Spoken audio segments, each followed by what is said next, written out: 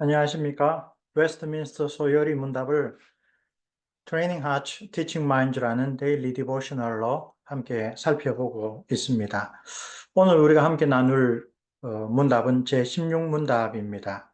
16문답의 내용을 먼저 한번 보시죠. 모든 인류가 아담의 첫 번째 불순종에서 타락했습니까?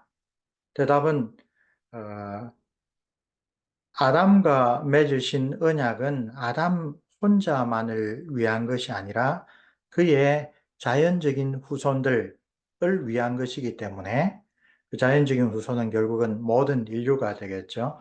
모든 인류가 아담 안에서 범죄하였고 아담과 함께 그의 첫 번째 불순종에서 타락했습니다. 라고 대답을 합니다. 우리 흐름을 다시 한번 살펴보죠. 죄에 대한 정의가 14문답에 있었습니다. 죄란 하나님의 율법에 불순종하거나 혹은 순응하는 데 부족한 것, 자귀와 부자귀를 다 들어 간략하면서도 아주 포괄적으로 정의를 했죠.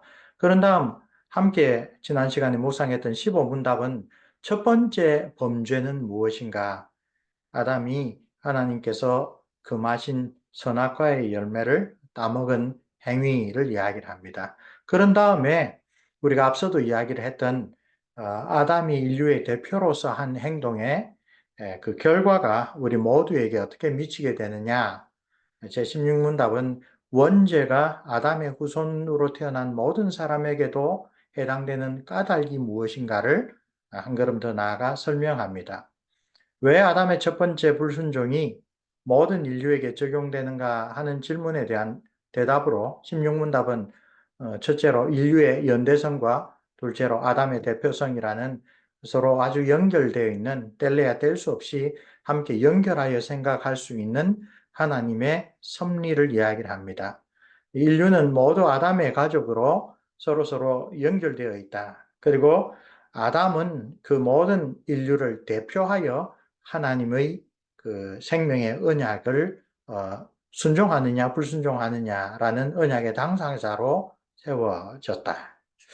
하나님의 그 언약은 아담뿐 아니라 그의 후손인 모든 인류를 위한 것이고, 그리고 아담은 다른 모든 사람들과는 달리 이런 점에서는 그의 독특한 성격이죠. 모든 인류를 대표하는 자격을 가진 자였습니다. 대표자의 행위가 그가 대표하는 모든 사람들에게 동일한 그 영향을 미친다는 것은 우리 오늘날에도 아주 잘 살펴볼 수 있는데, 월요일에 상당히 긴 설명을 하고 있죠. 그 설명 가운데 아주 이 대표성의 원리를 잘 보여주는 게 엠베스터, 대사의 이야기입니다. 대사는 그가 파송된 나라에서 그를 파송한 이 본국의 모든 것을 대리하는 사람입니다. 특별히 특명 정권 대사라고 하죠. 예, extraordinary, plenipotentiary 대사는 그가 어떤 조약에 서명하면 그의 서명이 그 나라 전체의 서명과 같은 그런 효력을 가집니다. 바로 그것이 대표성의 원리입니다. 하나님께서는 아담을 바로 그런 인류의 대표자로 선택하셨는데 그 선택에 대하여 로마서 11장 33절 하나님은 가장 지혜로우신 분이다. 그리고 시편 145편 17절 하나님은 그 행하신 모든 일에서 의롭고 은혜로우신 분이다. 이런 성경의 분명한 가르침을 미루어서 우리는 아담을 인류의 대표자로 선택하신 하나님의 선택을 신뢰하고 존중할 필요가 있습니다. 흔히 내가 아담이었으면 에덴 동산에서 선악과를 다 먹지 않았을 텐데 라고 하는 이야기는 아담을 인류의 대표자로 세우신 하나님의 그 섭리하시는 손길에 대하여 우리가 너무 소홀하고 가볍게 여기는 그런 생각이 될 수도 있겠지요. 화요일과 수요일 묵상으로 들어갑니다. 여기는 두 그 성경 구절 모두가 로마서 5장 인류의 대표자로서 하나님께서 세우신 아담 그리고 예수 그리스도를 비교하면서 한 사람의 불순종으로 말미암아 이 세상에 들어온 결과와 한 사람의 순종하심으로 말미암아 이 세상에 하나님께서 허락하신 구원을 아주 잘 대표합니다. 자, 12문답에서 인류의 대표자로서 선택된 아담과 맺으신 생명의 언약을 이야기를 했습니다. 그 생명의 언약은 아담 자신뿐 아니라 그의 후손인 모든 인류들에게도 이 효력을 발휘한다. 이게 연대성, 대표성 이 원리라고 했죠. 아담이 온전한 신뢰와 순종으로 그 언약을 지켰다면 그의 모든 후손들이 영생의 은혜를 누렸을 것입니다. 안타깝게도 아담이 불순종을 선택하였기 때문에 그가 대표하는 모든 인류가 죄와 비참의 현실을 함께 맞이하게 되었습니다. 로마서 5장 12절. 그러므로 한 사람으로 말미암아 죄가 세상에 들어오고 죄로 말미암아 사망이 들어왔나니 이와 같이 모든 사람이 죄를 지었으므로 사망이 모든 사람에게 이르렀느니라. 한 사람의 불순종인데 이와 같이 모든 사람이 죄를 지었다. 그렇죠? 이건 단순히 아담의 행위를 답습했다. 자범죄에 관한 이야기를 넘어서서 아담이 우리를 대표하여서 모든 사람에게 미칠 그러한 불순종의 행위를 했다라고 이해하는 것이 로마서 5장의 문맥에서 분명히 드러납니다. 아담의 그 범죄는 곧 하나님과의 올바른 관계를 파괴하였습니다. 정령 죽으리라라고 했을 때 곧바로 몸이 육체의 사망이 오지는 않았습니다. 하나님께서 곧바로 긍휼을 베풀어 주셨습니다. 에덴 동산에서 쫓겨나는 것으로 아주 분명하게 나타나듯이 하나님과의 생명의 교제에서는 떨어져 버렸고 영생을 상징하는 생명나무의 길은 막혀버렸습니다. 영적인 죽음이죠. 그리고 더 이상 하나님을 기쁘시게 하는 그가 지음받은 본분, 하나님의 형상으로서의 소명을 감당할 수는 없게 되었습니다.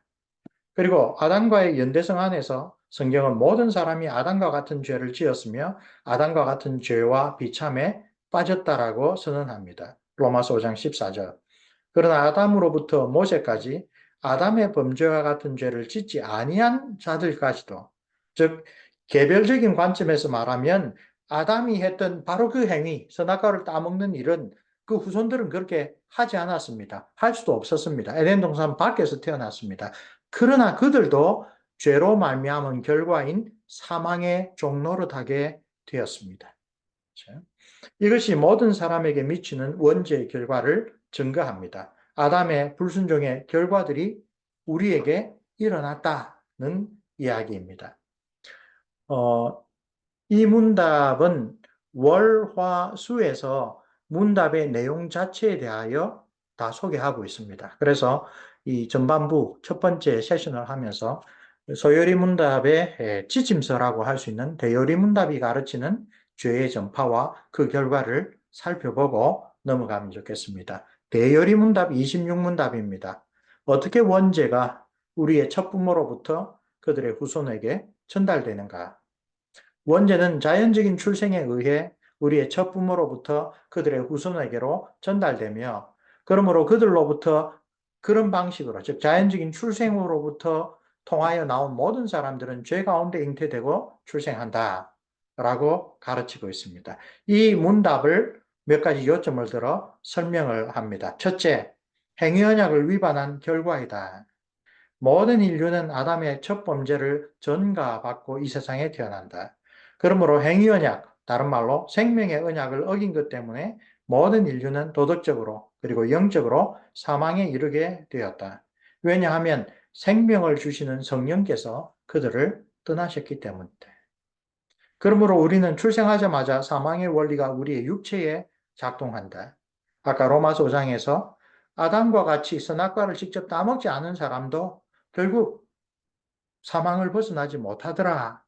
바로 그런 결과를 보고 아하, 행위언약을 위반한 결과가 아담과 아담이 대표했던 모든 사람들에게 영향을 끼치는구나.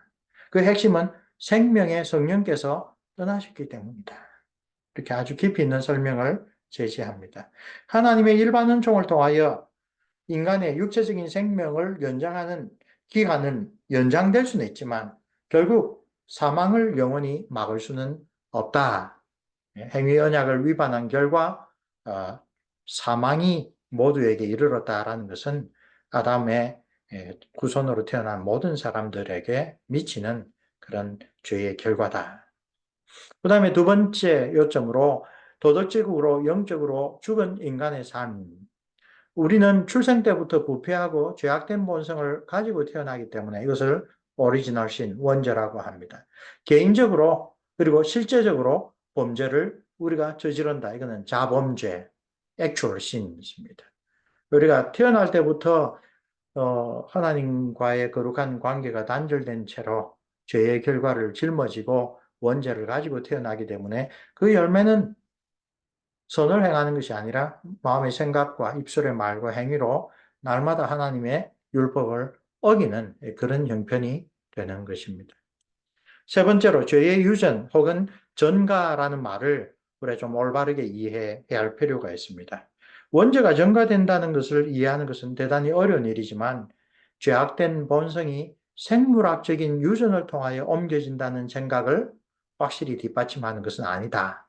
이게 이제 그 소요리문답, 대유리문답이 만들어지고 난 다음에 그것을 올바르게 성경적으로 이해하기 위하여 많은 논의가 있은 그 결과 혹시 남자와 여자의 성관계를 통하여 그 잉태된 아이가 그 원죄를 가지고 있다라고 하는 설에 대하여 조심스럽게 좀 바로잡는 것입니다. 죄는 영적인 것이지 육체적인 것이거나 또는 성격과 관련된 것이 아니기 때문이다.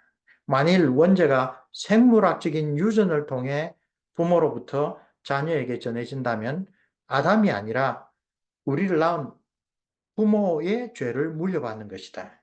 그런데 그 부모가 이미 그리스도인으로 거듭난 상태로 아이를 잉태하고 출산한다면 우리가 씻어진 부모의 죄를 우리가 다시 물려받는다? 그건 논리적으로 말이 안 된다. 우리의 죄악된 본성은 아담의 후손으로서 자연적 출생을 통해 우리에게 옮겨온다. 그것은 우리를 낳은 부모가 아니라 아담으로부터 우리에게 옮겨온다. 부모로부터 유전되는 것이나 상속받는 것처럼 우리는 아담으로부터 죄악된 본성을 유전받는다. 그래서 생물학적인 이해가 아니라 성경에서 말하는 대표성의 원리, 연대성의 원리로 이해하는 것이 오해의 소지를 줄인다라고 이야기를 하는 것입니다. 이 부분은 우리 소요리 문답의 내용을 이해할 때에 상당히 주의 깊게 생각해야 될 필요가 있어서 죄가 유전된다, 전가된다라고 할 때, 부모의 그 성관계를 통하여 태어나면서 DNA에 그런 게 들어가 있다라는 식의 사고방식으로 잘못 오해되지 않도록 여기 설명을 하고 지나가는 것입니다. 이 설명은, 앞에서부터 이 설명은 웨스트민스터 대요리문답에 대한 좋은 해설서를 써내신 요한네스 보스, 그리고 그분의 원고를 정리한 그 G.I. 윌리엄슨 박사가 편집한 웨스트민스터 대요리문답 해설이라는 책에서 가져온 것입니다. 자, 첫 번째 세션을 이것으로 마치도록 하겠습니다.